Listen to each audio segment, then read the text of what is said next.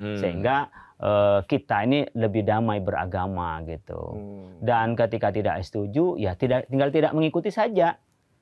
Ini yang sering jadi perdebatan di publik itu adalah bagaimana sikap takzim kepada kiai atau guru ya. Yang tadi disampaikan ada dasarnya.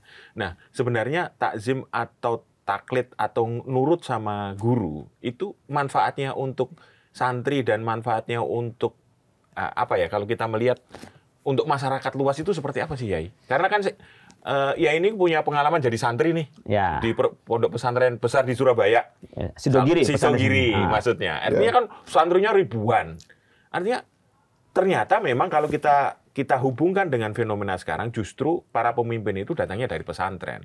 Apakah, kalau teori psikologi kan gini, kalau orang yang menghargai guru, dia akan menjadi orang yang hebat nanti di depan. Nah, ini mungkin Kiai perlu menjelaskan ini seperti apa makna taklid kepada guru dengan kehidupan masyarakat secara luas ya, secara umum gitu. Saya to the point aja. Nah, cocok nih harus ini. Ya, to the point aja. Saya yang saya rasakan dulu sih, saya pakai dalil ya. Pelajaran yang saya tidak suka ustadznya itu susah masuk dalam pikiran saya. Ustadznya udah nggak menyenangkan. Terus saya udah benci sama ustadznya. Itu pelajaran yang disampaikan ustadz. Nggak masuk. Itu udah band duluan, udah menolak di pikiran kita. Makanya kita memberikan pendidikan kepada santri, senangilah gurunya. Hormatilah gurunya. Karena dengan menghormati guru itu, pelajaran yang disampaikan kepada murid, itu muridnya mudah dengan menerimanya. Itu yang saya rasakan. Secara ajaran memang, kalau orang tua itu melahirkan kita, itu menjadi ada di muka bumi ini. Maka kalau guru itu adalah orang yang menuntun kita untuk selamat dunia akhirat. Kita mengenal Tuhan dari guru. Kita mengenal Nabi dari guru. Cara hidup yang benar dari guru. Orang tua pun bisa menjadi orang tua dan guru. Tapi ada orang tua yang nggak bisa jadi guru. Tapi kalau guru, dia sudah bisa mengikat ila yaumil qiyamah sampai akhirat kelak. Orang tua yang melahirkan bisa tidak sampai akhirat. Ketika beda agamanya, akhirat nggak ketemu. Di dunia aja, kalau dalam ajaran kami, udah nggak bisa ketemu. Orang tuanya non-muslim, anaknya muslim. Ketika menikah, nggak bisa orang tuanya jadi wali. Ketika beda agama di dalam Islam, sekali lagi, ini privasi, saya tidak menyalahkan orang. Antara kita dengan orang yang beda agama, yang awalnya bapak, mak, anak, atau saudara, bisa mewariskan. Tapi ketika beda agama, tidak saling mewariskan.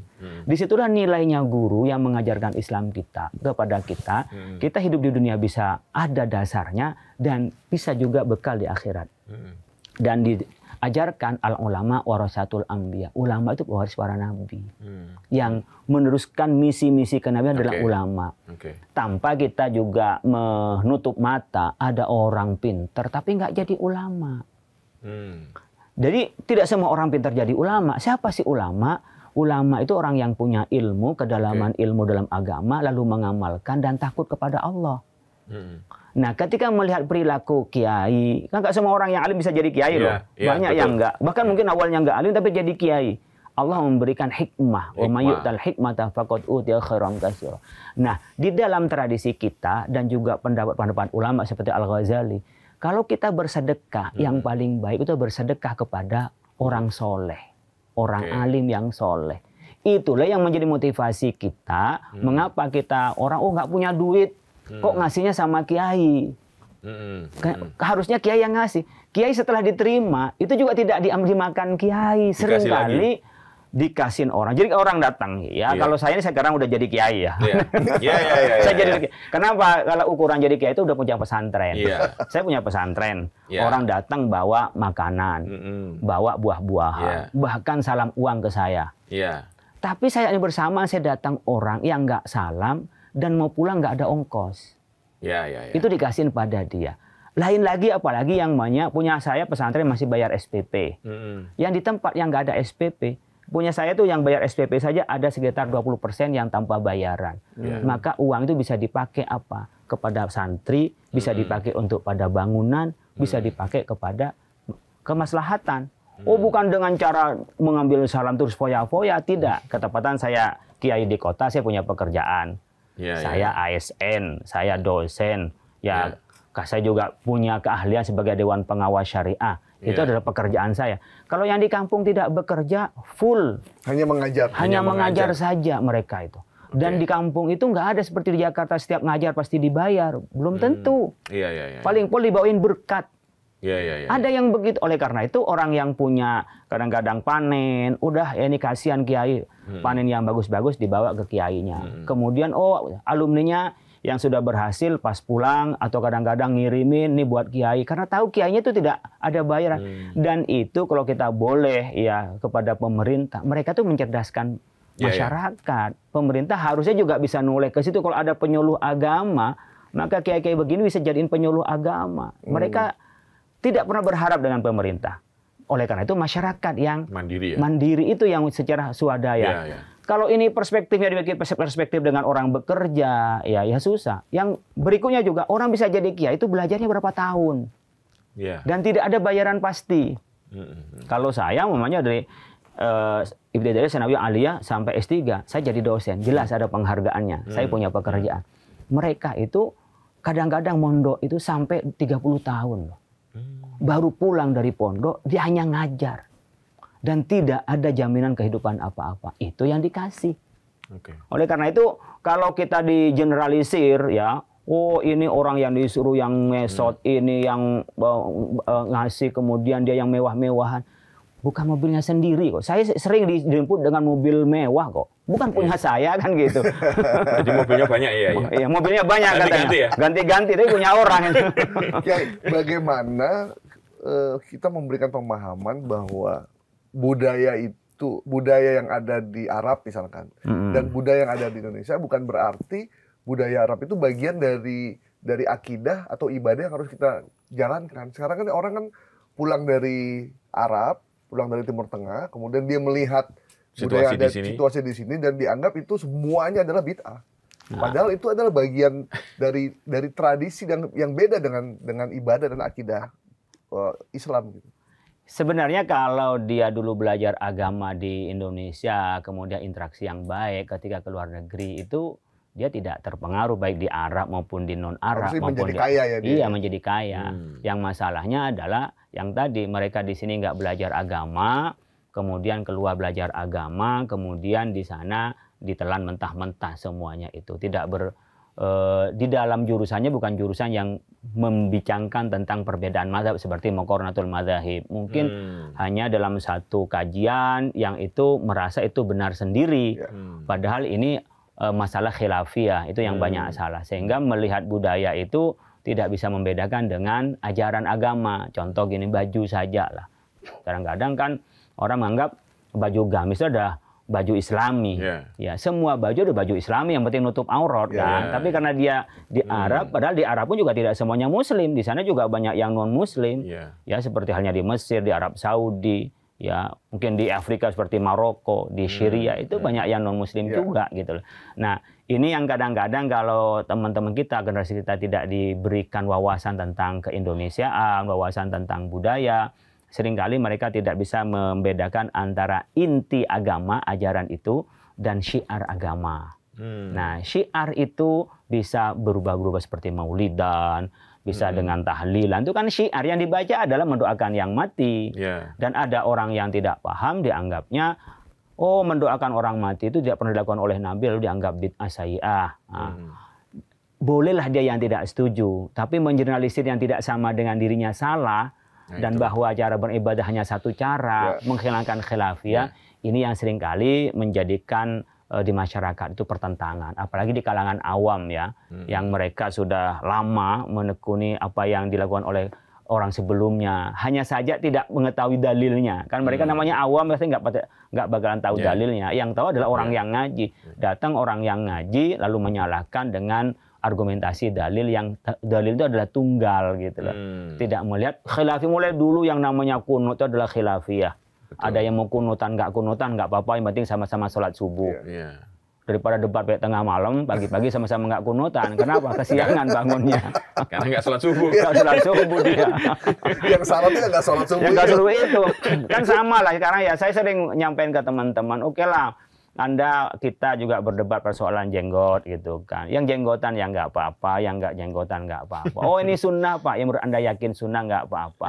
Kan sunnah kan bukan hanya jenggot saja, ya kan. Rapi, motong rambut, motong kuku, motong bulu ketek, kan tidak hanya bulu jenggot saja yang menjadi masalah. Ada yang mau jenggotan ya silahkan, yang nggak jenggotan nggak apa-apa. Kan sama dengan kita, ada yang sholat malam, ada yang tidak sholat malam. Ada yang sholat duha, ada yang enggak. Ada yang sholat qobliyah, ada yang tidak. Ya serahkan, karena sunnah itu banyak gitu. Tapi jangan memvonis orang yang tidak ngikutin pola sunnahnya adalah menyimpang dari sunnah atau tidak mengikuti sunnah. Kan sunnah diberi banyak pilihan karena nggak semua sunnah bisa dilakukan oleh kita. Nah sebenarnya berpikir usuli, manhaji, metodologis begini yang perlu juga disosialisasikan. Sehingga kita ini lebih damai beragama gitu. Dan ketika tidak setuju, ya tinggal tidak mengikuti saja. Kalau ya ada, saya nggak setuju umpamanya ada maulidan, ya udah nggak usah ikut maulidan, nggak usah maulidan, nggak usah mengecam ya, nggak usah mengecam, nggak usah mengecam dan menyalahkan. Kalau saya gini aja, yang nggak maulidan nggak apa-apa, yang penting cinta Nabi, insya Allah dapat barokah. Yang senang maulidan ya nggak apa-apa, itu namanya cinta Nabi, pulang dapat berkat.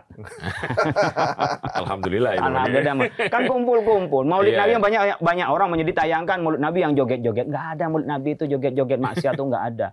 Kalau Asyuti dalam kitab Al-Hawil Fatawa itu ada 4 unsur rukun maulid Nabi. Yang pertama ijtima'un nas, kumpul-kumpul.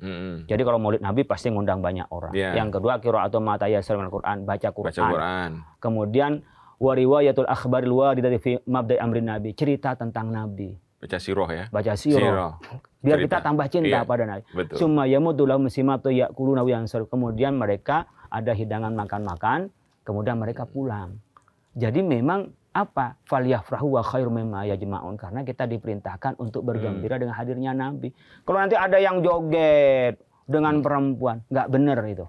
Udah pasti bukan. Udah pasti nggak, bukan bagian dari maulid. Bukan dari maulid. Jadi kalau ada karnaval, ada lomba, itu bagian dari merayakan maulid. Tapi yang maksiat nggak ada maulid ngajarin maksiat.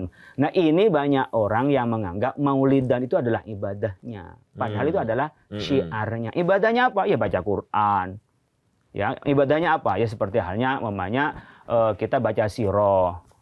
Sedekah-sedekah diberikan pada orang bersedekah kan boleh-boleh saja. Nanti kalau ngikutin semua nggak ada zaman Nabi. Memang kuliah duhur ada zaman Nabi. Kultum ada di zaman Nabi. Tabligh akbar apa ada di zaman Nabi.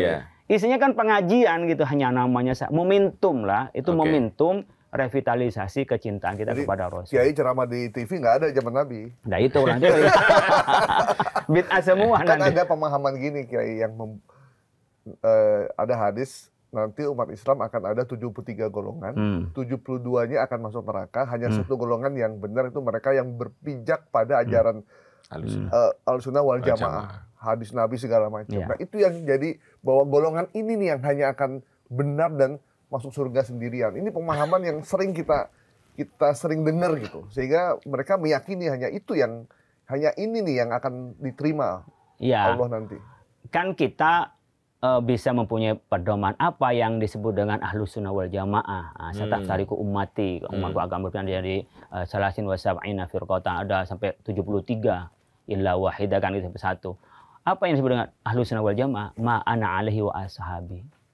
Adalah seperti apa yang aku lakukan dan yang dilakukan oleh sahabatku.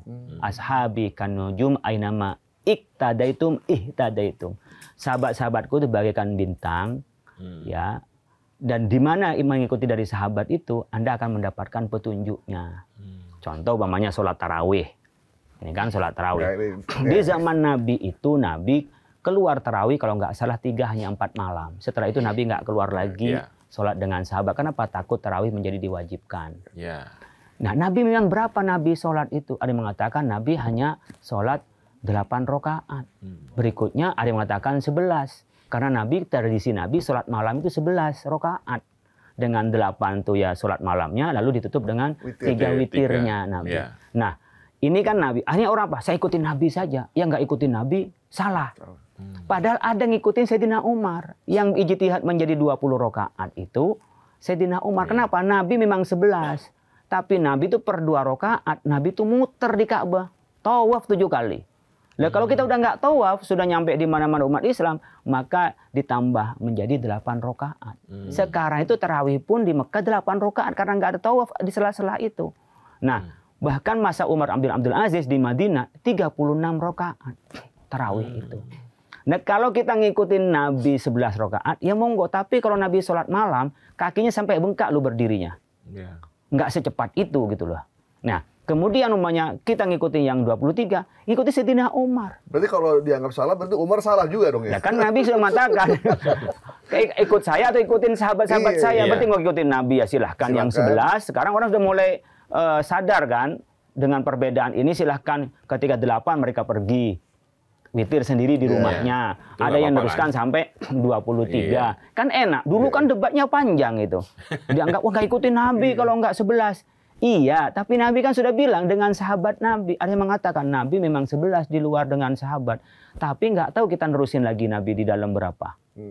Akhirnya berdebat nggak sholat tarawih. Nggak sholat tarawih dia.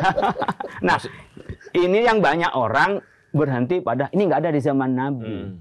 Sahabat Nabi, ulama-ulama itu kan penerus Nabi.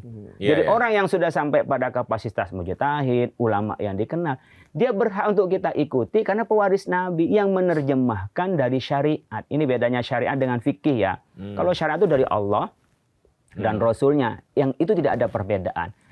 Fikih itu adalah ulama memahami syariat.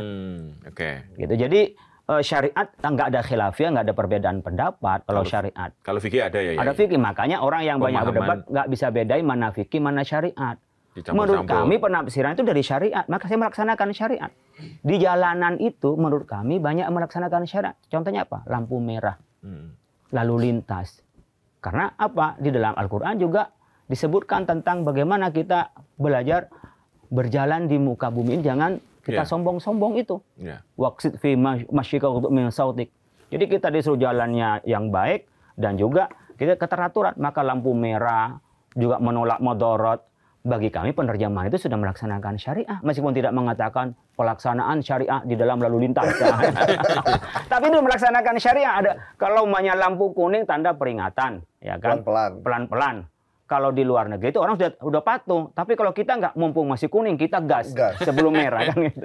Padahal itu kan peringatan. Nah, ini kan sebenarnya sudah sesuai dengan ajaran Islam meskipun tidak dikatakan itu syariat. Ada penafsiran ini, ada orang yang maunya tekstual, diucapkan syariah baru syariah. Kalau nggak diucapkan syariah, oh berarti tidak menerapkan syariah. Ini perbedaan kita cara pandang terhadap syariah.